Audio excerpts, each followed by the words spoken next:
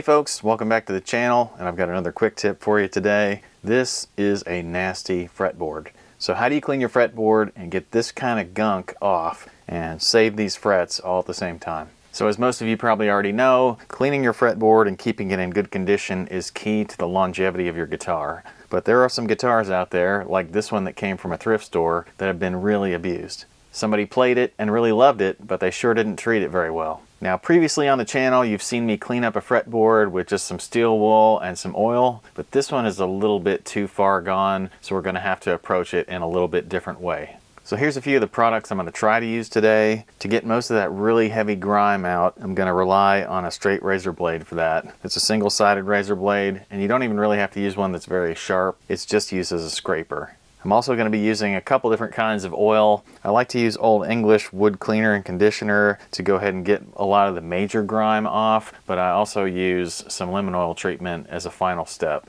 And then typically all you need for cleaning a fretboard is this quadruple aught steel wool, although sometimes if I have heavier grime I will use a Scotch-Brite pad, although something like this tends to scratch up the frets a little bit more than I like, and the steel wool is a whole lot safer on your frets. Well, on this neck, almost every fret is as nasty as the next. So I'm just going to clean up a section here in the middle to show you how it's done, and then you can see a nice before and after.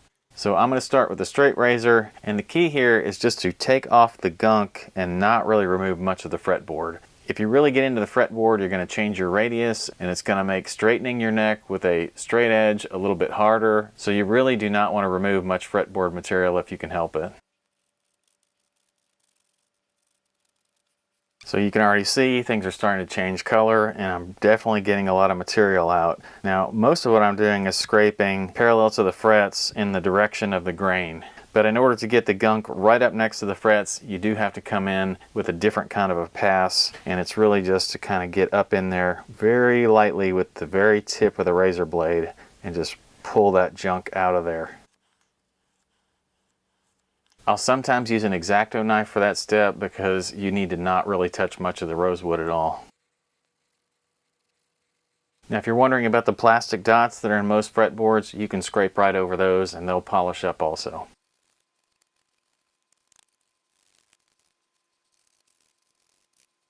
And just in case you're wondering, a rosewood neck does not have a finish on the top. Really what this is a combination of previous oil, probably some human sweat, human skin, dirt from your hands, and other human oils. And it's nasty to think about, but that's what builds up on your fretboard over time. So as we're going through this process, we're just removing all of that and going back to the base rosewood, and then we're going to reapply some oil. Now this fretboard is cleaning up pretty nicely. If it wasn't, I could get in here with an abrasive pad like this and try to avoid the frets and just scrub the rosewood in between the frets. Okay, well my next step is going to be to try to lift some of the dirt that might be embedded in that fretboard out. So I'm going to use some Old English on some steel wool and start that process.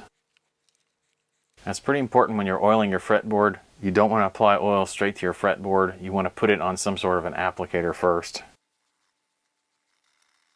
Now I don't like to leave oil pooled up on a fretboard for very long, so I'll just go ahead and take a lot of the excess off right now.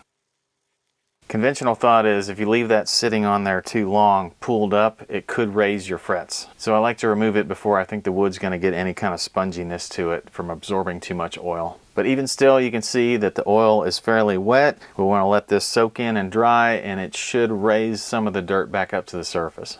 Alright, now you can see after this has been sitting a while and some of that oil is soaked in, it actually looks a whole lot better. But the next step is going to be to apply a little bit of lemon oil and wipe off some of that dirt that should have been raised in the last process. And you can see there is a little bit of dirt coming up, but it's really not that bad at this point after all that scraping and the Old English. Alright, well lemon oil also needs a chance to dry. There's not much on here now, but I will go ahead and let that dry, and then I'll show you a before and after pic of what the top frets look like versus these.